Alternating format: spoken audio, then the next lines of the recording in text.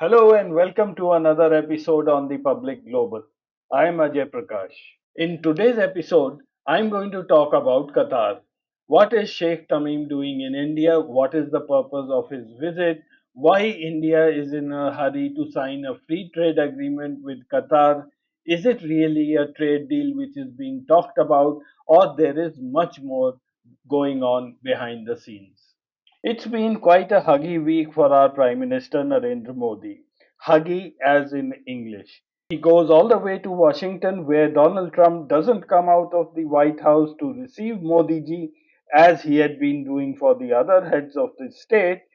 So the opportunity to hug him came later. Once Modi ji was inside the White House, he delivered his customary hug.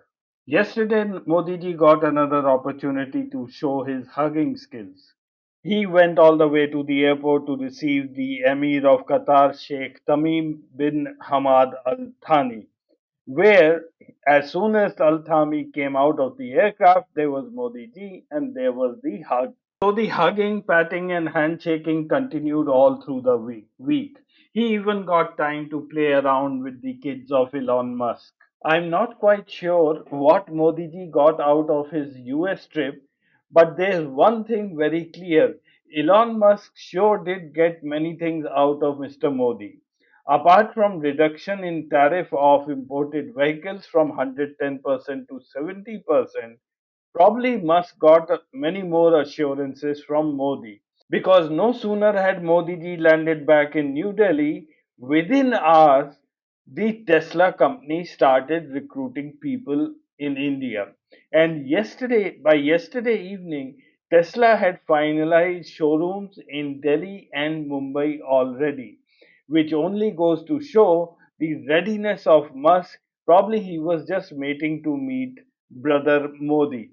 So now that everything is becoming a matter of brotherhood, there's Modi ji who tweets, I had a very productive meeting with my brother, Amir of Qatar, His Highness Sheikh Tamim bin Hamad Al Thani. But the big brother on the other side is not at all amused with Modi. As the saying goes that big brother always watches you, there is Trump who keeps rubbing Modi ever since he left the shores of US. Today there's a news item which says nobody can argue with me. That's Trump as he recalls his meeting with Prime Minister Modi. So let's talk about some serious things now. As Sheikh Tamim bin Hamad Al Thani is in town, Modi ji has had a couple of meetings with him already. And the news is that India is exploring to sign a free trade agreement with Qatar, similar to the one which we had signed with the United Arab Emirates a few years ago. After signing the free trade agreement with UAE, so far India has not benefited from this trade. If you see this graph where the green bars show the exports to UAE, the red bars show the import, and the gray bars which show a negative value is the trade balance. Right after 2022, our trade balance has been increasing. Last year, the trade balance showed a decline because of the slowing down of the economies all over the world. As Dubai is a global trading hub, many importers and exporters tend to use Dubai as a rerouting facility.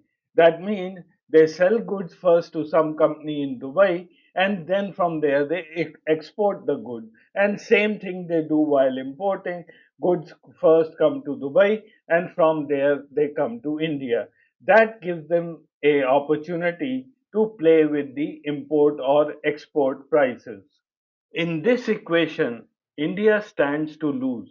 There is no benefit for us as a country to have a free trade agreement in place with such countries. While working with the free trade agreement with India, Qatar yesterday committed a $10 billion investment in India, which they say is the aim is to strengthen economic ties. Now, this makes the deal look even sweeter. But a $10 billion investment as FDI is really an insignificant amount as far as India is concerned. And as far as India is concerned, the trend for net FDI in the past 2 years has been alarming. If you see the data for 23-24, you will see the red lines are much higher than the black lines. The black lines are FDI into India, while the red lines are repatriation or disinvestment. So much more money is going out of the country than coming inside. And it also remains true that the FDI which comes into the country, much of it lands up in the stock exchanges. So when the going gets good, these people pull out the money and book their profits. Very little of the FDI is actually used in capital formation. India's merchandise trade over the last few years is shown in this graph. In 2023, our imports were $678 billion and our exports were $437 billion. We incurred a trade deficit of $241 billion. Qatar's contribution towards India's trade has been insignificant. Last year in 2023, we did a total trade of $14 billion. $12.3 billion of goods we imported from Qatar, while we exported $1.7 billion of goods to Qatar. As per the agreement signed yesterday, the news item says that India and Qatar have agreed to double bilateral trade to about $28 billion in the next 5 years. And yet, this amount remains insignificant as far as India is concerned. Qatar, on the other hand, proposes to invest in Indian infrastructure projects, smart cities, food parks, startups, and new technologies such as AI, robotics, and machine learning. Now, here is where things start to become interesting. Qatar does investments abroad through a variety of funds, and these funds are all controlled by Qatar Investment Authority.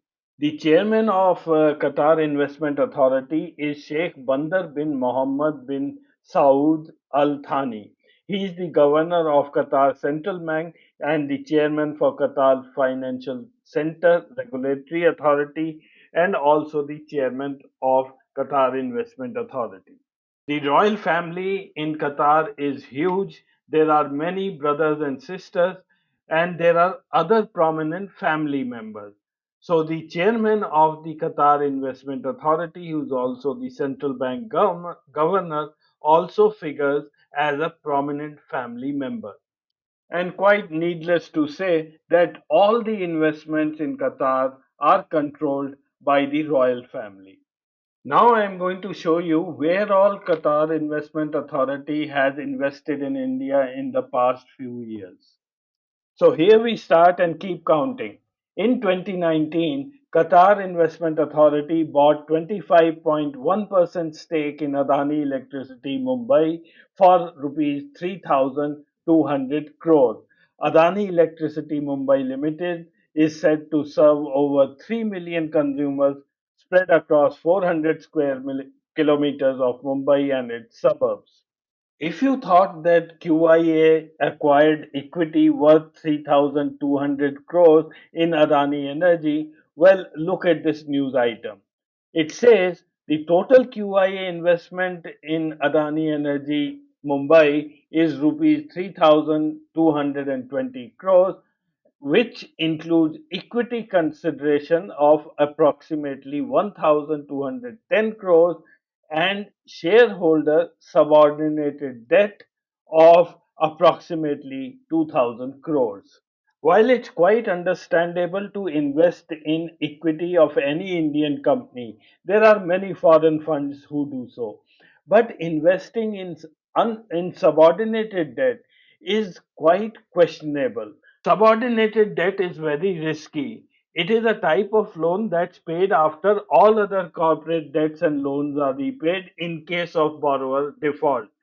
It's just like giving money to someone and then praying that he returns it.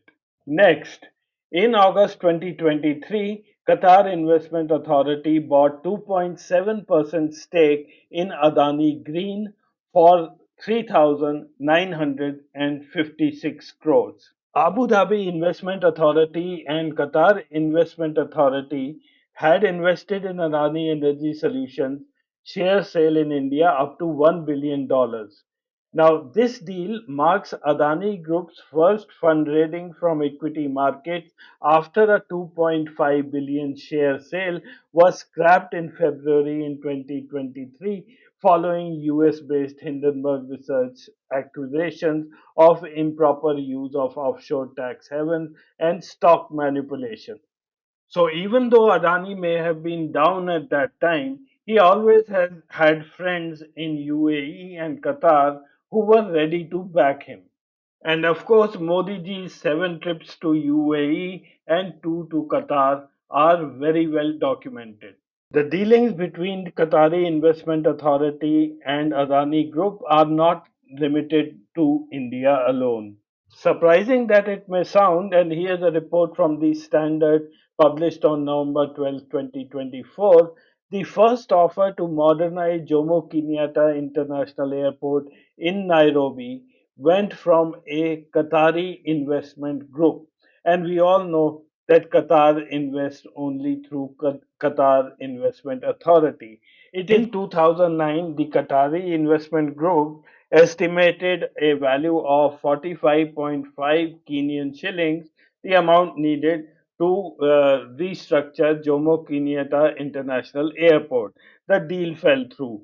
It is much later that Adani Airport Holdings Limited offered a revised price of $238 billion. And that sparked a public outrage, with opponents questioning the prudence of leasing one of the country's strategic installations without competitive bidding. None of the Adani Group companies have been able to recover after the 2023 January debacle.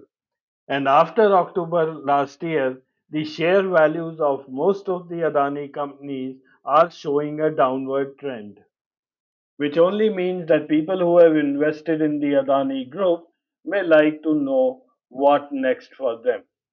If there has been a recommendation from someone, some person to invest in Adani, they would like to have a chat with him. Thank you for watching this episode. I'll see you again next week.